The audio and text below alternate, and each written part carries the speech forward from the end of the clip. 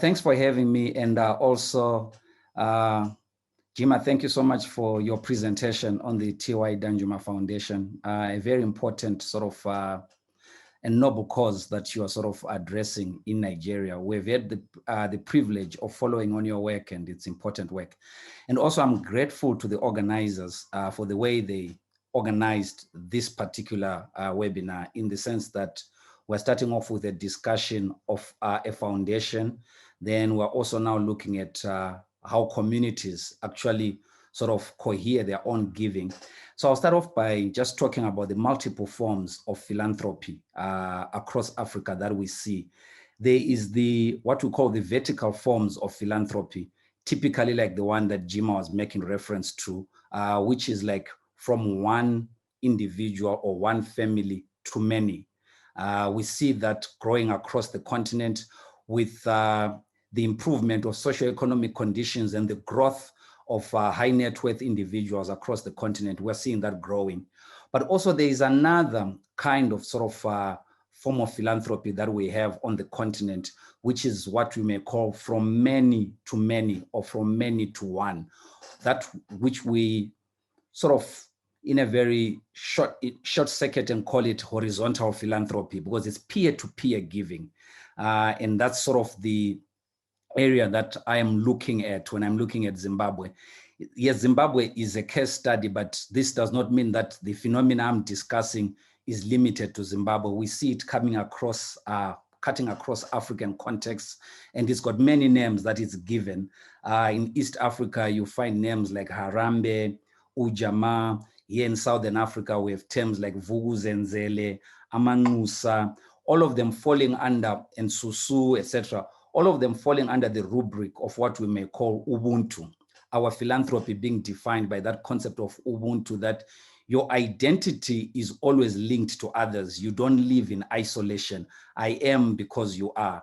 So that's sort of the kind of solidarity and philanthropy that we see that is quite common in rural contexts, but also we see more of it now, even in urban contexts. So the question that I start off by asking is a question that was posed by Tendai Aina in his 2013 chapter in a book that was co-edited by Tendai and also Begi Moyo.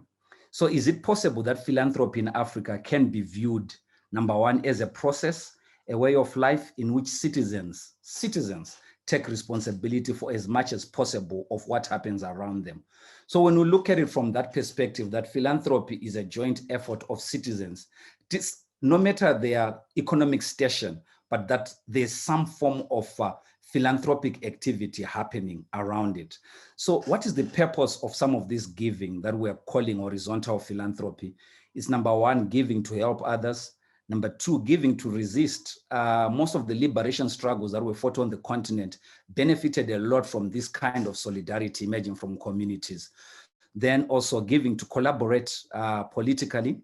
Some of the things that we're beginning to see right now, communities organizing themselves to resist some of the innovations or interventions of the state. Then also there's what we call the giving for development, which is what I'm sort of discussing today, the giving for development from many to many. My case study focuses on this sort of work that communities are doing, and it's basically on Zimbabwe, like I've said. But as a way of background, most of you, when you hear Zimbabwe, I think it conjures negative press statements around narratives of collapse, corruption, abuse of office, and a crisis that has a longer history than widely acknowledged, from the late 1990s up to now. And also alongside that crisis is also the limited flows of official development aid, and also just generally support from NGOs, etc. So the question that you asked, that in an environment like Zimbabwe, a context of crisis, state collapse, the state is very weak in terms of cohering even social service delivery, etc. How are people dying? How are people surviving? Why is it that we're not hearing that people are dying on the streets, that people are hungry, etc., etc.? What explains that? Partly, I'm not saying this is a silver bullet, but partly we could look at what communities are doing, and it gives us sort of pointers of where things are and how things are moving. So the sort of the research approach is multidisciplinary in nature. There's a lot of ethnographic study. It's based on case studies, 8 case studies that I carried out in Goromonzi, also in Zimba, Goromonzi being to the east of Harare, Zimba to the west of Harare, and also mostly on newly resettled areas.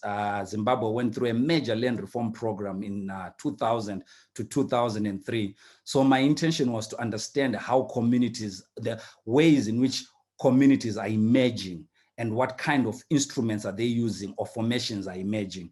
But so it helps us to understand how communities engage in, number one, horizontal philanthropy. And these thick case studies sort of provide sort of detailed and nuanced understanding of what is going on. So like I said, I borrow a lot from ethnography. I also borrow a lot from political science when I look at the internal processes of how leadership emerges, how structures of governance are established, etc. Just trying to understand, in as much as we would want to understand, say, the T.Y. Danjuma Foundation, but here trying to understand the formations being established by communities. So, and also on it is also building upon a tradition started way back by others, where they talk about the kind of forms or African forms of social organization. Are they peculiar? Are they different to what we know? Do they inhibit or promote philanthropic sort of activities? So when we understand that, we begin to realize that if you look at the manner in which societies are organized, they are mostly organized around 3 things: welfare, production, welfare, and also the manner in which land is allocated. All those, if you look at them, they point towards a more communitarian approach rather than an individualistic approach. Our land tenure systems are mostly customary. So there's a juxtaposition of individual land holding and common associational types or common grazing lands, meaning that there is always an imperative for communities or members of communities to interact at the level of use of land. That's number one.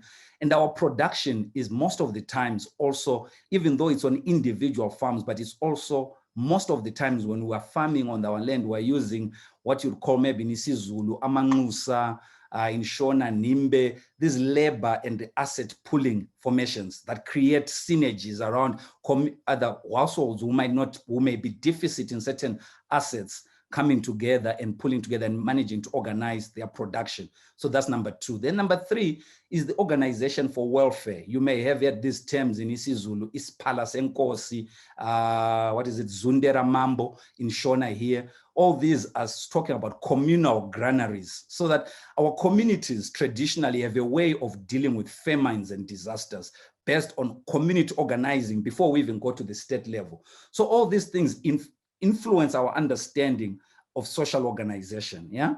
And also we begin to say, if we're really talking about philanthropy, the love of humanity or the love for humanity, and others have said philanthropy only manifests in the gift of money, but we're saying that the love for humanity is broader than money. It is about how we share time together, how we provide empathy and support to each other, how we provide security to each other, how we share the food that we have.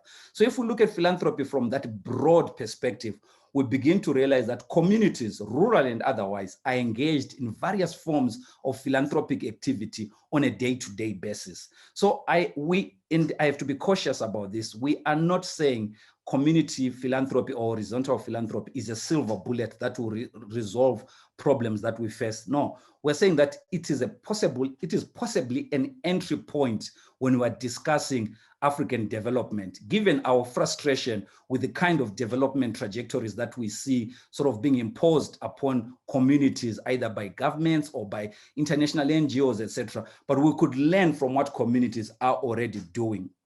But in itself, community philanthropy can also be captured by sort of negative cultural practices such as patriarchy, which subjugates women in certain ways, even the labor allocation roles.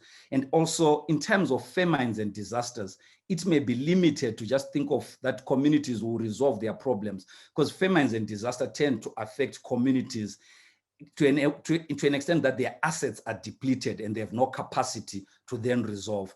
Then number 3, it does not necessarily increase in aggregate manner the assets within a community. So if we're going to a community that has been sort of he has gone through war, he has gone through disease, there may be need for external intervention. But the argument we're making is that it's a good entry point into a community, just to understand what communities are doing. So back to Zimbabwe, as I try to conclude, like any other African countries, Zimbabwe is a country of associations, yeah? 44% of all the households in Zimbabwe belong to an association of sorts. This is either rural or urban. And associations, yeah, I'm using it loosely to talk about the voluntary places where we go to. It could be a church, it could be a mosque, it could be a burial society, etc. You find that one family may belong to 2 or 3 of these. And these help in terms of cohering welfare, cohering solidarity, cohering even our production. So when we're going, then now we look at how communities do emerge.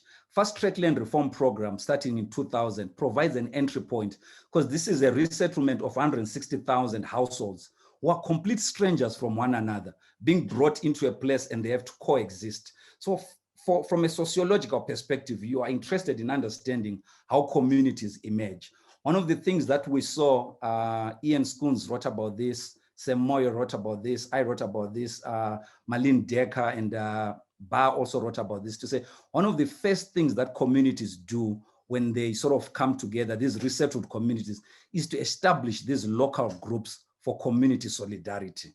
So they're established either for asset pooling, they're established either for mobilization of savings, or even for labor pooling. So my study looked at 8 groups, 6 in Goromonzi, which is to the east of Harare, and 2 in Zimba. And I was interested in understanding their background, the rationale for formation. Why did these groups emerge the way they did? So we're looking at their shift from being unstructured to being structured. Some of them were so complicated, they had constitutions, they had dates for their meetings, they had minutes of their meetings, etc. So trying to understand how they emerged, and also realizing the role of external development agents such as extension officers, and also, you know, the rural life is always differentiated, the role of the more educated farmers like teachers, etc., and also experiences of those who had been resettled, taking the experiences from their former rural homes into these new areas. But what we saw is cutting across the newly resettled areas is the emergence of these. And what are they trying to achieve? Number one, to jointly source for inputs, pooling labor, pooling assets, and mobilizing savings. And also what we learned as we're looking at these groups is there are varying levels of cooperation. So they're actually very complicated entities. So you've got low cooperators who just cooperate for a certain season, for a certain period around certain activities. Then you have medium cooperators, then you have high cooperators. The high cooperators beginning to mimic what we see also in the global West around sort of community foundations, where they're pulling together assets, organizing welfare, organizing the welfare of children, looking after each other, etc. And so the question that we ask for some of us who are sort of engaged in questions around development, as I conclude, is that these communities are actively engaged in responding to these immediate challenges they face. But do these formations suggest to us the need to rethink mainstream development models? Do they also suggest the need to rethink how philanthropy, the philanthropy that Gima is talking about, to how it connects with communities, who sets the agenda, etc. So we begin to realize that number one, and this is a takeaway, communities are actively engaged in trying to cohere a better life for themselves and using philanthropic tools, using solidarity, etc. But the challenge we have is the extent to which collaborations and partnerships are established with external agents of development. I'll end here for now, Kira, and we can continue the discussion.